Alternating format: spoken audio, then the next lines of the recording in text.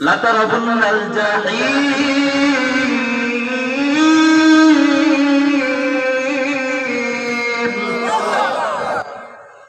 কোরআন তেলাওয়াত শুনলে উচ্চ আওয়াজে বলতে হয় আল্লাহু আকবার। এটা কোরআনের মুআজিজা। আল্লাহু আকবার, আল্লাহ সবচেয়ে, বলেন আল্লাহ সবচেয়ে বড়। অতএব কোরআন এটা কার? আল্লাহর কোরআন শোনা হচ্ছে। ভালো লাগে না? তাহলে জোরে আওয়াজ দিয়ে বলবেন আল্লাহু আকবার। এবার দেখেন কি বলে লা তারাবুন্নাল জাহিম।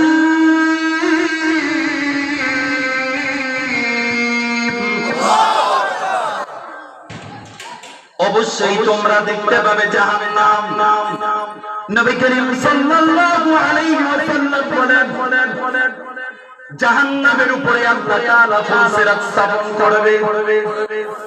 আহা, চুলের চেয়ে চিকন, হীরার চেয়ে দার। হাসরের ময়দানে সমস্ত মানুষ এই ফুলসিরাতের উপর দিয়ে পার হইতে হবে। ও টাকাওয়ালা ভাই, পয়সাওয়ালা ভাই, ও আল্লাহর যুবক, আল্লাহর গোলাম, একটু চিন্তা করো। ও আমার যুবক ভাইয়েরা, একটু চিন্তা করো। এই ফুলসিরাতের উপর দিয়ে সবাই পার হতে হবে। চুলের চেয়ে চিকন, হীরার চেয়ে দার। যারা জান্নাতি হবে, তারা বিজলির গতিতে এই ফুলসিরাত দ্বারা অটোমেটিক্যালি পার হয়ে যাবে। বলেন সুবহানাল্লাহ। আর যারা গুনাহগার হবে তারা কেটে আহত হয়ে যাবে। আর যারা জাহান্নামী হবে, বেঈমান হবে, এই ফুলসিরাতের মধ্যে কাটা পড়ে জাহান্নামের নিচে পড়ে যাবে। নাউজুবিল্লাহ বলবেন না? হাসরের ময়দানে জাহান্নামকে 70,000 শিকল দিয়া বেঁধে রাখা হবে, টানা হবে। এই প্রত্যেকটা শিকলের মধ্যে আবার 70,000 ফেরেশতা থাকবে। ও যুবক, আল্লাহর গোলাম, মনটা নরম করো, দিলটা নরম করো। হাসরের ময়দানে আমি হুজুরও থাকবো, তোমরাও থাকবা। ও যুবক, তুমিও থাকবা। যারা রাত্রে বেলা মোবাইল দিয়ে তোমার জীবনটা নষ্ট করে ফেলেছো, তুমিও থাকবা। ও মুরব্বী, তুমিও যারা গুনাহ করে সিগারেট খাইয়া, বিড়ি খাইয়া, সুদ খাইয়া, ঘুষ খাইয়া, বেপরদায় থাইকা যারা ছিল, তারাও তোমরা ওই হাসরের ময়দানে থাকবা। ঠিক কিনা জোরে বলেন? জাহান্নাম 70,000 শিকল দিয়া আল্লাহ জাহান্নামের আগুনকে বানবে। আর একটা শিকলের মধ্যে 70,000 ফেরেশতা থাকবে। একটা শিকল দিয়ে 70,000 ফেরেশতা টেনে ধরে। জমিনটা তামার হয়ে যাবে। মাথার উপরে, আদাত উপরে সূর্যের তাপ। গুনাহগারের চান্দির মগজ বাতের মারের মতো গলতে থাকবে। যুবক, কি করো বাবা? কেন জীবনটা নষ্ট করে দিচ্ছ? কেন জীবনটা নষ্ট করে দিচ্ছ? একটু চিন্তা করো। হাসরবাসীরা বলবে আল্লাহ, এই জাহান্নামের আগুন আল্লাহ তুমি থামাও। নবীরা পর্যন্ত নাফসি নাফসি করতে থাকবে। আল্লাহ হাসরের ময়দানে বলবে ওয়ান্তাজুর ইয়াওমা আইয়ুকাল মুজরিম।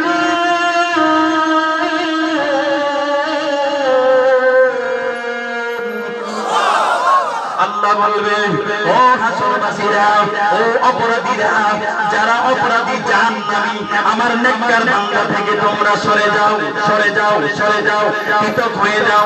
দুনিয়াতে এক রাস্তায় চলাফেরা করছে, আমি আল্লাহ বাধা দেই নাই। দুনিয়াতে এক ঘরের মধ্যে চলাফেরা করছে, আমি আল্লাহ বাধা দেই নাই। দুনিয়াতে এক পুকুরের মাছ খাইছো, আমি আল্লাহ বাধা দেই নাই। আজকে হাসরের ময়দানে আমার নেককার বান্দার সাথে তুমি থাকতে পারবে না। অতএব অন্তাজুল ইয়াওমা আইয়ুহাল মুজরিমুন, পৃথক হয়ে যাও। আহারে, বাম হাতে যদি আমল নামা আছে, আহারে বন্ধু, কি জবাব দিবা? আল্লাহ বলে ইকরা কিতাবাক কাফা বিনাফসিকাল ইয়াওমা আলাইকা হাসিবা। এই যে তোমার কিতাব নাও, আজকে তুমি তোমার কিতাবের জন্য যথেষ্ট দুনিয়াতে কি করছো পড়ো। আমাদের দুই কাঁধে দুইজন কি কথা বলেন, কি তাদের নাম কি? হ্যাঁ হ্যাঁ হ্যাঁ, মুনকার নাকি আল্লাহ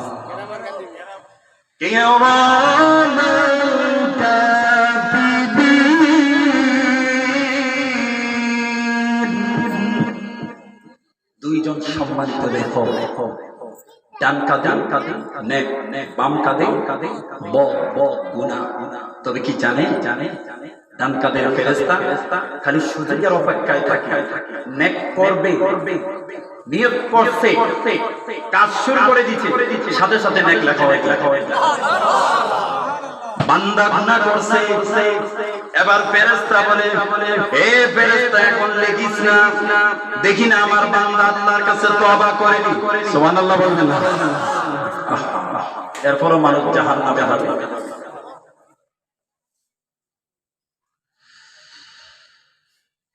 জাহান্নামীদেরকে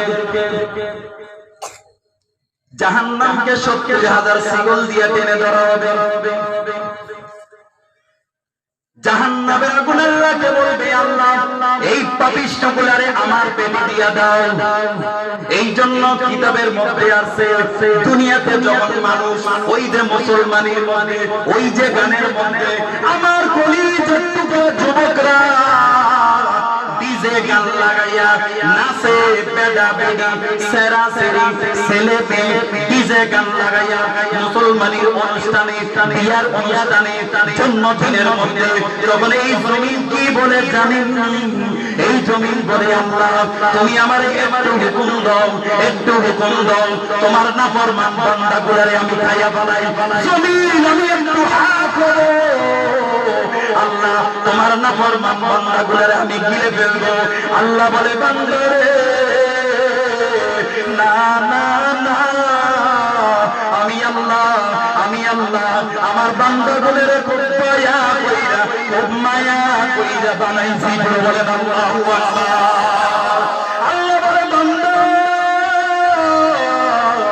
না না, ও মাটি একটু অপেক্ষা কর, আমার বান্দায় গুনাহ করছে, আমি জিন বানাইছি হুকুম দিয়া, আমি ফেরেশতা বানাইছি হুকুম দিয়া, আর আমি আমার মায়ার বান্দাগুলোর কেমনে বানাইছি জানো? 10 মাস 10 দিন আমি আমার বান্দির গর্ভে রাইখা একটু কইরা আমি আল্লাহ বানাইছি। এ বান্দা, যখন তোমরা নাচো, যখন তোমরা গুনাহ করো, একটা গজব নাজিল হয়, আর এই গজবের সমস্ত মানুষের উপরে ছড়াইয়া পড়ে। জোরে বলেন নাউযুবিল্লাহ।